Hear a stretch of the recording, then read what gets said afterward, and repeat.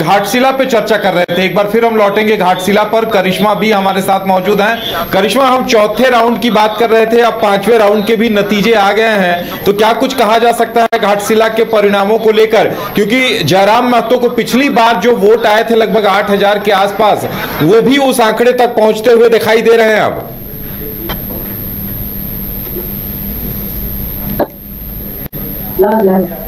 अच्छा, करिश्मा जुड़ी नहीं है, आशिया हमारे साथ जुड़ी हुई हैं। आशिया, जिस तरह से हम बात कर रहे थे पांचवें राउंड की गिनती, अभी 20 राउंड तक वोटों की गिनती घाटशिला में होनी है, और जो आंकड़े सामने आए हैं, सोमेश सोरेन एक बड़ी बढ़त बना चुके हैं, लेकिन जयराम महतो के जो प्रत्याशी हैं वो भी तीसरे स्थान पर हैं, और पिछली बार से ज्यादा वोट उन्हें इस बार मिलेंगे ऐसा लग रहा है। देखिए उदय, इस बार सोमेश सोरेन ने जो बढ़त बनाई है वो निर्णायक बढ़त होगी, इससे इनकार नहीं किया जा सकता, क्योंकि लगातार हर राउंड में सोमेश सोरेन आगे जा रहे हैं। तो अभी जितने राउंड की काउंटिंग होगी, 20 राउंड की लगभग काउंटिंग होनी है, तो उसमें सोमेश सोरेन ने निर्णायक बढ़त अब बना ली है। हालांकि अभी फिर भी इसे रुझान हम कह सकते हैं, लेकिन बीजेपी के प्रत्याशी बाबूलाल सोरेन दूसरे नंबर पर है और जेएलके के प्रत्याशी रामदास मुर्मू वो तीसरे नंबर पर है। तो उदय, ये भी कहा जा सकता है कि क्या जेएलके के प्रत्याशी की वजह से बीजेपी कैंडिडेट पीछे है, या फिर जेएम के प्रत्याशी जो खड़े हुए हैं जेएलके के, उन्होंने बीजेपी के प्रत्याशी का वोट काटा है? क्योंकि देखिए आदिवासी जो वोट है, आदिवासी रिजर्व ये सीट है, और आदिवासी वोट जेएमएम के साथ रहते हैं, और चूंकि ये सीट जेएमएम की विनिंग सीट थी, तो ये पहले भी हम देखते रहे हैं कि एक सिंपैथी वोट मिलता रहा है। अक्सर जो सत्ताधारी पार्टी होती है या जिनका निधन होता है, उनके परिजन अगर चुनावी मैदान में होते हैं तो वो वोट मिलता है, और इसमें जेएमएम का भी आंकड़ा बहुत अच्छा है, जेएमएम के रिकॉर्ड्स बहुत अच्छे हैं, और इस बार भी नतीजे उनके फेवर में ही नजर आ रहे हैं। सोमेश सोरेन इस सीट पर अब जीत जाएंगे, इसमें कोई शक नहीं है, लेकिन फिर भी ये चुनाव है, और आने वाले राउंड में अगर कोई उलटफेर होता है, या फिर बाबूलाल सोरेन के वोट क्षेत्र या फिर उनके प्रभाव वाले इलाकों का जब ईवीएम खुलता है, उसके बाद मार्जिन कुछ कम ज्यादा हो सकते हैं, लेकिन फिलहाल तो सोमेश सोरेन बढ़त लेते हुए नजर आ रहे हैं। अब ये देखना होगा। रंजन जी अगर हमारे साथ जुड़े में आवाज मिल रही है, तो रंजन जी, क्या जो जेएलके के प्रत्याशी हैं रामदास मुर्मू, उनकी वजह से ये हम कह सकते हैं कि बाबूलाल सोरेन जो लगातार क्षेत्र में सक्रिय थे, बने हुए थे, विधानसभा चुनाव के बाद भी उन्होंने हार नहीं मानी थी और क्षेत्र में बने हुए थे, तो क्या जेएलके के प्रत्याशी की वजह से बीजेपी के वोट कुछ कम दिख रहे हैं, या बाबूलाल सोरेन पीछे हो रहे हैं?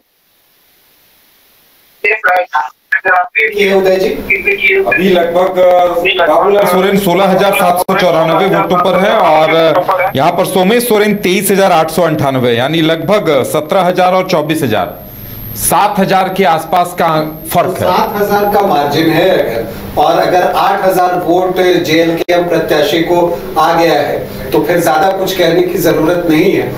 ये चीज दिख रही है। और जब विधानसभा का भी चुनाव झारखंड में हुआ था आसिया जी, तो उस वक्त हमने देखा था कि 15 से 16 सीटें ऐसी थी जहां जेएलके का प्रदर्शन बेहतर हुआ, तो उसका लाभ जेएलके को तो नहीं मिला, उसका लाभ जेएमएम को मिला था। और ये चीजें होती हैं। अभी बिहार में चुनाव हो रहा है, जब आप सीमांचल के इलाके में देखिएगा तो वहां पर भी जो आप देखती हैं कि जो महागठबंधन है और एआईएमआईएम के बीच जो एक फाइट चली है, पर उसका फायदा बीजेपी को मिलता हुआ दिखा है। तो जब किसी के कोर वोट में सेंधमारी होती है और वो कोई तीसरी पार्टी आकर अगर करती है, तो उसका फायदा जो है जो विपक्षी मुख्य होता है उसको मिलता है। तो जो बीजेपी का कोर वोट है, अगर वहां पर जेएलके ने अपनी पैठ अब बना ली है, अब ऐसा लगता है कि ऐसा नहीं है, पिछली बार से इस बार मुझे लगता है कि अब ज्यादा वोट आने जा रहा है।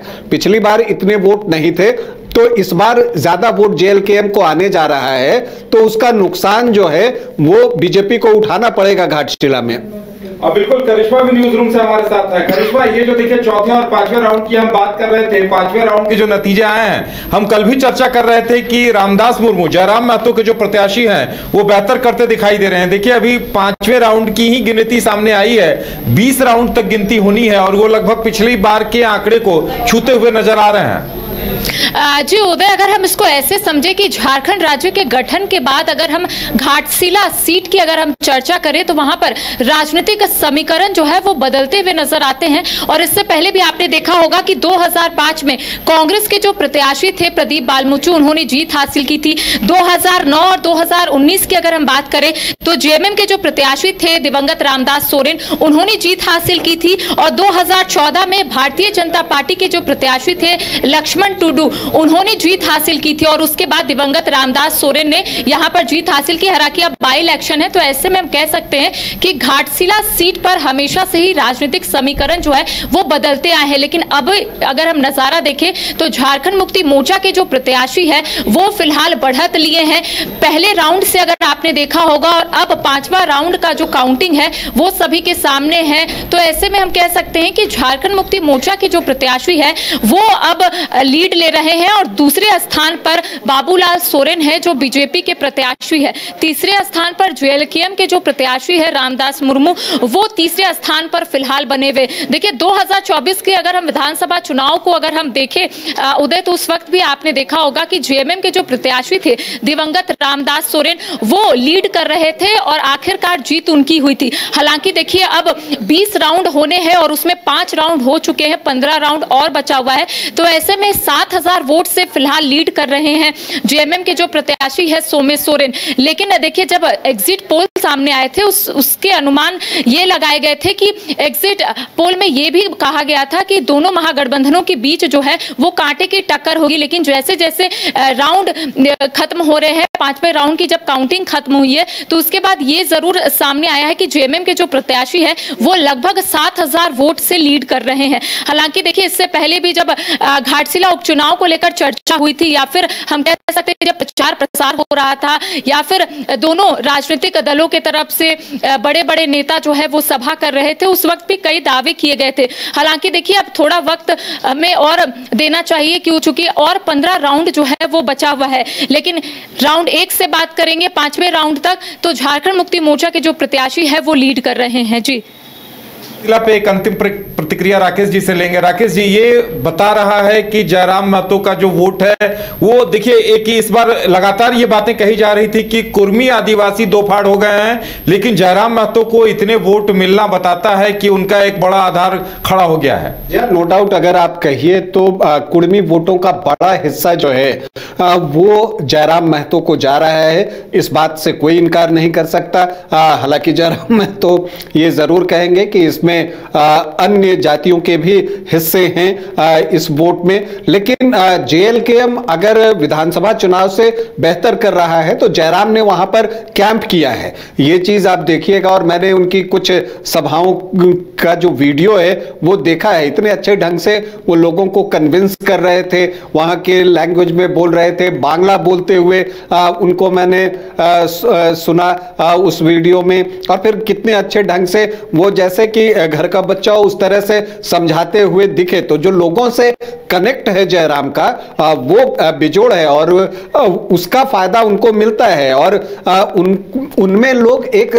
अपनी ही छवि देखते हैं, साधारण व्यक्ति की छवि देखते हैं, तो उनसे कनेक्ट होना आसान होता है। जब वो रिश्तों की बात करती हैं, एक वीडियो में वो कह रही थी कि गोतनी गोतनी मिल के रहना तुम लोग, मतलब कि वो परिवार की भी बात करते हैं। तो एक लोकल कनेक्ट जो है उनका और किसी फैमिली के साथ जो कनेक्ट है वो दिखता है। और फिर वो पैदल ही चल देते हैं दूसरी तरफ। तो इसका फायदा उनकी पार्टी को इस चुनाव में मिलता दिख रहा है। जब विधानसभा का चुनाव हुआ था तो उस तरह से वो घाटशिला में कैंप नहीं कर पाए थे, इस बार वहां थे और उसका फायदा जेएलकेएम को दिख रहा है। आपके सपनों का घर अब आपके करीब। पेश है सूर्या श्रीधाम आंगन, धनबाद के हृदय स्थल जेसी मलिक रोड, हिरापुर में स्थित एक अल्ट्रा लक्सरी फ्लैट प्रोजेक्ट। यहाँ हर डिटेल सोच समझकर बनाई गई है ताकि आपको मिले एक बेहतरीन जीवन का अनुभव। सूर्या श्रीधाम आंगन में आपका स्वागत है। डबल फ्लोर पार्किंग और मुख्य प्रवेश द्वार से लेकर स्टाइलिश ड्राइववे, फॉयर और शानदार रिसेप्शन तक खूबसूरत outdoor seating area, swimming pool और फाउंटेन, बच्चों के लिए सैंड पिट और किड्स प्ले एरिया, साथ ही परिवार के लिए गैज़ेबो और बैंक्वेट हॉल। साथ में जिम्नेजियम और आरामदायक वेटिंग एरिया, व्यापार की सुविधा के लिए कमर्शियल स्पेस और आध्यात्मिक शांति के लिए टेंपल। हर फ्लैट को प्रसिद्ध आर्किटेक्ट द्वारा डिजाइन किया है। अपने सपनों का घर बनाने का समय अब है। अधिक जानकारी के लिए संपर्क करें। अनंजा 9471192005, राकेश 9471192001। सूर्य श्री धाम आंगन, आपके सपनों का भरोसेमंद साथी।